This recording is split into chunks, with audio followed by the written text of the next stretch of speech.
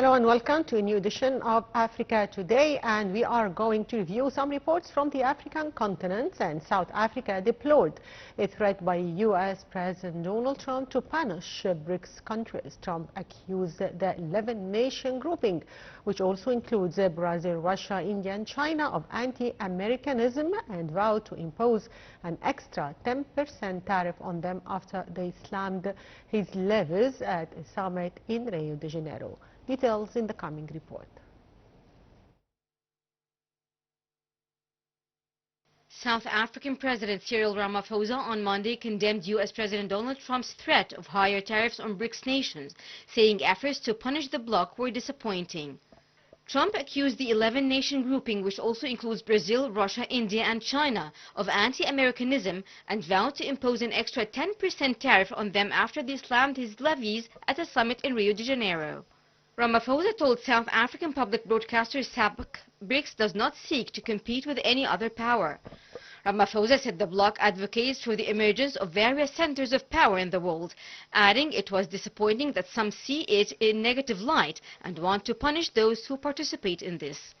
He said there should never be vengeance, there should never be retribution against countries that are seeking to cooperate together and to advance the interests of humanity. South Africa's Foreign Ministry spokesperson said the BRICS group should be seen as a push for reformed multilateralism, nothing more, after U.S. President Donald Trump accused BRICS of anti-American policies and threatened an extra 10% tariff on countries aligned with it. South African Foreign Ministry spokesperson Crispin Fury said BRICS' objectives are primarily about creating a more balanced and inclusive global order that better reflects the economic and political realities of the 21st century. The grouping, conceived 2 decades ago as a forum for fast-growing economies, drew Trump's ire on Sunday after voicing serious concerns about the rise of unilateral tariff measures in a summit joint statement. Trump also announced he would send on Monday a first batch of letters announcing high tariffs on up to 15 countries that had failed to reach trade agreements with the U.S.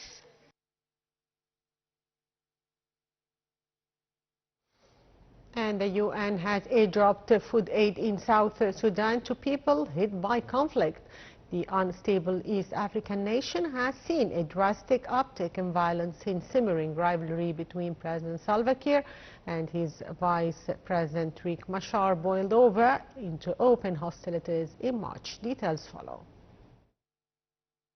The World Food Programme said on Monday it had airdropped food aid to help tens of thousands of people in remote parts of South Sudan, where surging conflict has pushed some communities to the brink of famine.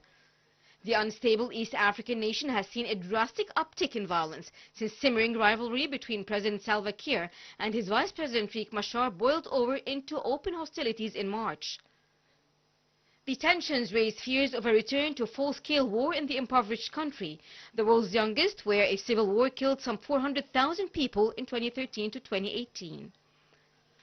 The UN agency said in a statement that these distributions mark WFP's first access in over 4 months to deliver life-saving food and nutrition assistance to more than 40,000 people in the most remote parts of Nasir and Orlan counties, areas only accessible by air.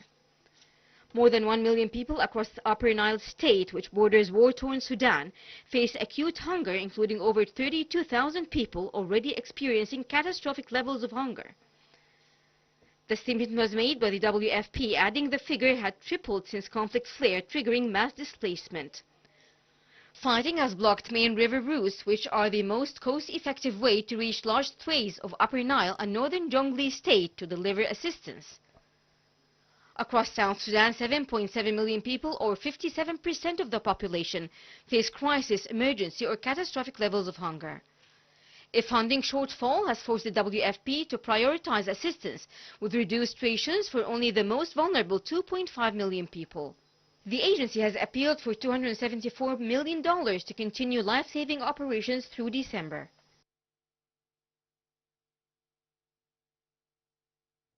Nairobi was locked down as Kenyan police clashed with protesters, injuring 1 person.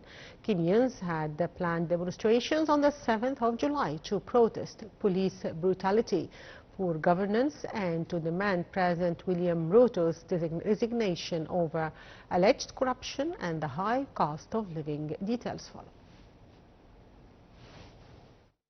Police in Kenya clashed with demonstrations during anti-government protests as the authorities blocked major roads leading into the capital Nairobi, and most businesses closed. Protesters lit bonfires and hurled stones at police and roadblocks, and police fired and hurled tear gas canisters, injuring one demonstrator. Foreign media journalists witnessed an injured person being carried by protesters who were chanting against police. Kenyans had planned demonstrations on July 7 to protest police brutality, poor governance, and to demand President William Ruto's resignation over alleged corruption and the high cost of living.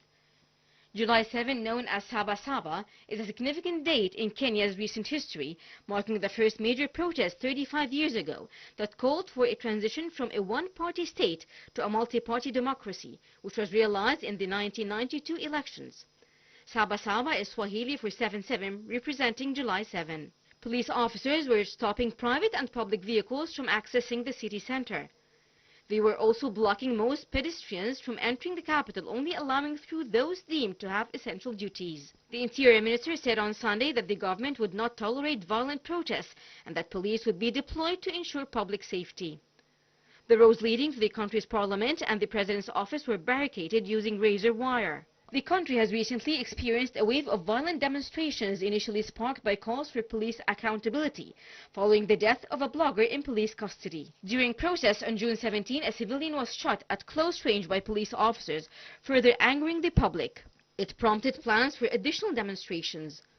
On June 25, at least 16 people were killed and more than 400 injured during protests against police brutality, which were timed to coincide with the one-party anniversary of anti-tax protests, where over 60 people lost their lives.